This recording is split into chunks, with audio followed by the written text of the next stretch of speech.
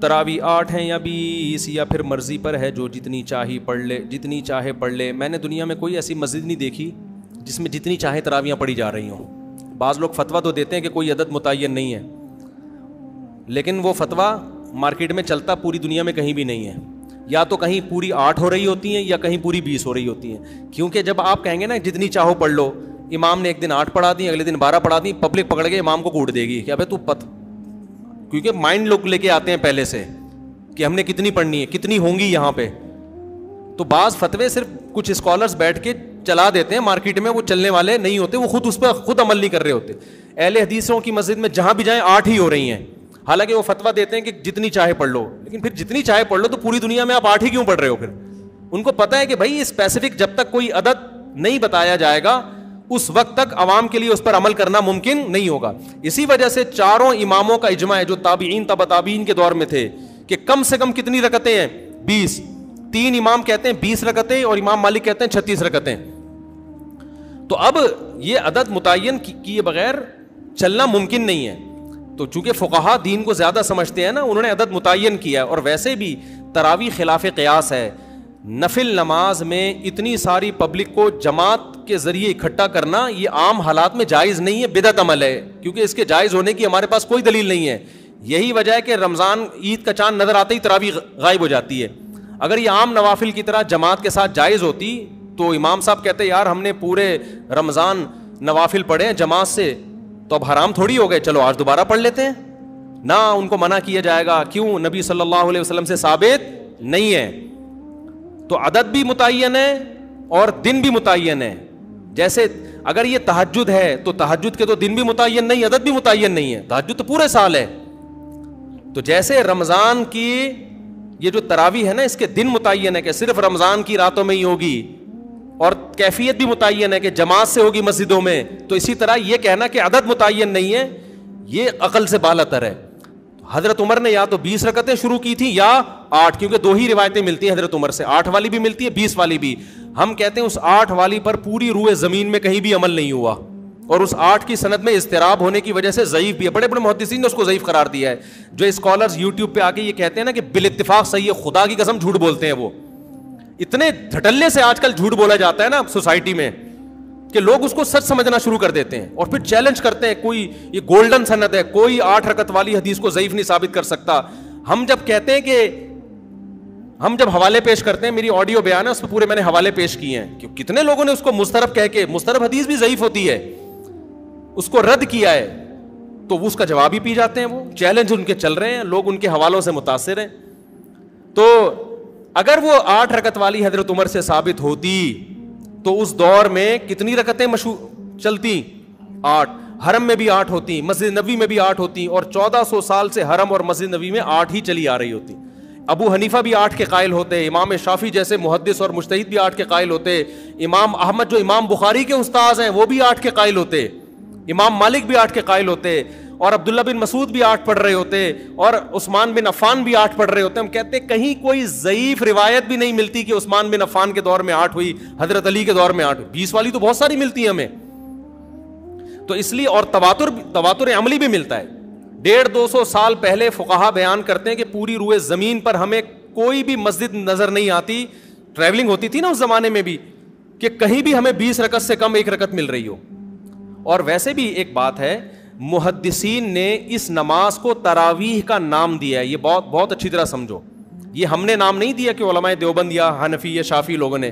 اس نماز کو تراویح کا نام کس نے دیا؟ بولو. محدثین نے. اس پہ باب جو باندھا جاتا ہے نا تراویح کا، یہ میں اور آپ نہیں، کون؟ محدثین. اب تراویح کا جو لفظ ہے نا وہ 8 رکعتوں پہ فٹ ہی نہیں بیٹھتا ہے، کیونکہ امام بہقی حدیث لے کر آئے ہیں، روایت لے کر آئے ہیں. حدیث سے میری مراد روایت، کہ اسلاف جو اس کو تراویح کہتے تھے اس لیے کہ اس میں ہر 4 رکعتوں کے بعد لوگ تھوڑا سا وقف کرتے تھے. تو 4 رکعتوں کو انہوں نے ترویحہ کہنا شروع کر، روح آرام کو کہتے ہیں، ترویحہ اس سے نکلا ہے.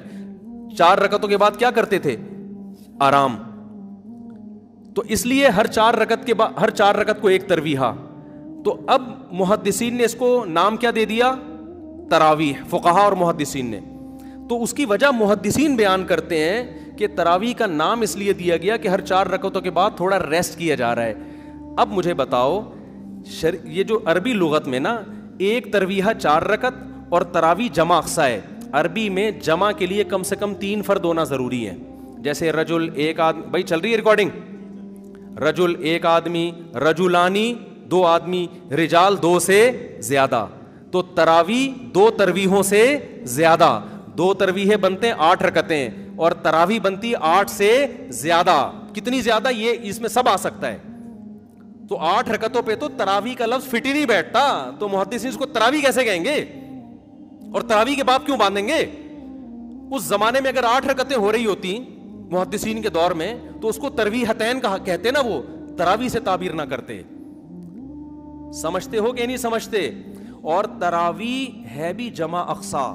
جمع اقصا کا مطلب عربی میں 2 قسم کی جمع ہوتی ہے, ایک جمع قلت اور ایک جمع کثرت. افعل, افعال, فعلت, افعلت, یہ 4 وزن جمع قلت کے ہیں 3 سے لے کے 9 تک. اور جمع اقصا کہتے ہیں جیسے مساجد, یہ جمع اقصا ہے, بہت ساری مسجدیں اور بہت سارے سے ملتے جلتے الفاظ ہیں, مفاعل یا فعائل کے وزن پر. تو تراویح بھی یہ فعائل, تفاعل اس طرح کا وزن بنتا ہے. یعنی جمع اقصا کا مطلب ہوتا ہے جس میں جو فعائل کا وزن بن رہا ہو, فواعل کا وزن بن رہا ہو. اب یہ صرف کی باتیں نا ہر آدمی کو کھوپڑی میں نہیں آئیں گی. آج کل کے جو اسکالرز آ رہے ہیں ان کو تو ویسے ہی کھوپڑی میں نہیں آئیں گی, کیونکہ ان کو صرف نحو کا الف بے بھی نہیں پتا ہے, عربی گرامر جانتے ہی نہیں ہے, اردو کتابیں پڑھ پڑھ کے پھینک رہے ہوتے ہیں بیٹھ کے. تو تراویح ترویحہ کی جمع اقصا ہے, ترویحہ تفعیلہ اور تراویح تفاعیل. تو تفاعیل کا وزن جمع اقصا کا وزن ہے. یہ جمع کثرت پہ دلالت کرتا ہے. محدثین نے صدیوں پہلے اس نماز کو تراویح کہا, جس سے پتہ چل رہا ہے ایک ترویحہ نہیں ہے, 2 ترویحیں نہیں ہیں, 3 بھی نہیں ہیں, 3 سے زیادہ ہیں, کثیر ترویحیں ہیں, کثیر ترویحیں ہیں. جب کثیر ترویحیں ہیں تو وہ 8 اور 12 رکعتیں بھی نہیں ہیں, زیادہ ہیں وہ. تو جو حضرات اپنی مسجدوں میں 8 رکعت تراویح پڑھتے ہیں تو بھائی آپ اس کو تراویح کی نماز ہی نہ بولو, ترویحتین بولو. اچھا انہوں نے بھی یہ کام کرنا شروع کر دیا, اب اس کو تراویح بولنا چھوڑ کے صلاۃ اللیل بولنا شروع کر دیا ہے کہ ہم صلاۃ اللیل بولیں گے, تراویح بولیں گے ہی نہیں اس کو. یہ آپ ایک اور مصیبت میں پھنس جاؤ گے. آپ ایک ٹینشن سے تو بچنا چاہ رہے ہو, لیکن آپ ایک دوسری ٹینشن میں پھنس جاؤ گے. وہ ٹینشن یہ ہے کہ محدثین کے دور میں یہ صلاۃ اللیل ہے تو صلاۃ اللیل ہی, وتر بھی صلاۃ اللیل ہے, تہجد بھی, ہر نماز جو رات کو پڑھی جائے وہ صلاۃ اللیل ہے. لیکن محدثین نے, یہ میں نے نہیں, ٹھیک ہے نا, محدثین اور فقہا نے اس کو الگ نام اس لیے دیا تھا یہ بتانے کے لیے کہ یہ صلاۃ اللیل عام صلاۃ اللیل جیسی نہیں ہے, اس کے کچھ احکام دوسری نمازوں سے ڈفرینٹ ہیں. اس میں بڑی جماعت ہوگی, ایک امام کے پیچھے لوگ پڑھیں گے اور عشاء کے بعد پڑھی جائے گی یہ, جبکہ صلاۃ اللیل کب پڑھی جاتی ہے, جو تہجد جس کو آپ صلاۃ اللیل, وہ رات کے آخری حصے میں. تو تراویح آپ کو رات کے آخری حصے میں پڑھنی چاہیے. پھر اس میں آپ بڑی جماعت قائم نہ کریں, کیونکہ رسول اللہ صلی اللہ علیہ وسلم نے جو 3 دن رمضان میں جو نماز پڑھی ہے وہ 3 دن کے بعد آپ نے ترک کر دی تھی. تو جو نماز آپ نے ترک کی ہے وہ آپ کنٹینیو کیوں پڑھ رہے ہو رمضان میں؟ بھائی کیا دلیل ہے آپ کے پاس؟ آپ کہتے ہو حضرت عمر نے شروع کی ہے, تو حضرت عمر نے جو شروع کی ہے اس کو محدثین نے تراویح کہا ہے. صلاۃ اللیل تو ہے وہ, لیکن اس کو الگ سے بھی ایک نام دیا ہے. اور تراویح کا لفظ 8 رکعتوں پہ صادق نہیں آتا. اس کا مطلب حضرت عمر نے 8 پڑھی نہیں تھی, 8 سے زیادہ پڑھی ہیں. اور پھر پوری روئے زمین پہ جو پڑھی گئی ہیں, ان تمام باتوں کا کسی کے پاس کوئی جواب نہیں ہے. بعض لوگ کہتے ہیں بخاری کی حدیث ہے کہ نبی صلی اللہ علیہ وسلم رمضان اور غیر رمضان میں 8 سے زیادہ نہیں پڑھتے تھے. بخاری ہی کی دوسری حدیث بھی ہے جس میں حضرت عائشہ فرماتی ہیں کہ نبی صلی اللہ علیہ وسلم رمضان میں زیادہ عبادت کیا کرتے تھے رات میں, اور رمضان کے غیر میں کم کرتے تھے. یزید فی رمضان ما لا یزید فی غیرہ. یہ کیا بات ہے کہ آپ وہ حدیث تو لے رہے ہو جس میں آتا ہے کہ 8 پڑھتے تھے رمضان غیر رمضان میں, بخاری ہی کی دوسری حدیث جس میں آتا ہے رمضان میں رکعتوں کی تعداد زیادہ ہوتی تھی, اس کو آپ فوکس نہیں کر رہے. آپ اس حدیث سے, بخاری ہی کی حدیث سے پتہ چلتا ہے بھائی رمضان میں اگر 8 تھی, غیر رمضان میں 8 تھیں تو رمضان میں 8 سے زیادہ تھیں. تو یہ حدیث بھی بخاری کی مضطرب ہے. حضرت عائشہ کا بیان میں اضطراب ہے. حدیث کی سند ٹھیک ہوتی ہے بعض دفعہ, لیکن سند صحیح ہونے کے باوجود جب 2 حدیثوں میں ٹکراؤ ہوتا ہے تو وہ حدیث قابل استدلال نہیں رہتی. ہم یہ کہتے ہیں کہ امی عائشہ کہتی ہیں کہ ایک طرف کہہ رہی ہیں کہ رمضان میں آپ 8 پڑھتے تھے, دوسری طرف کہہ رہی ہیں 8 سے زیادہ پڑھتے تھے. ہم کہتے ہیں 8 والی حدیث کی تائید ہمیں دوسری حدیثوں سے نہیں ملتی, رمضان میں 8 سے زیادہ پڑھتے تھے, اس کی تائید میں دوسری صحیح حدیثیں موجود ہیں. لہذا ہم امی عائشہ کی یا بخاری کی وہ حدیث کو لیں گے جس میں 8 سے زیادہ کا ہے, اور رمضان کا تقاضا بھی ہے کہ 8 سے زیادہ پڑھتے ہو آپ.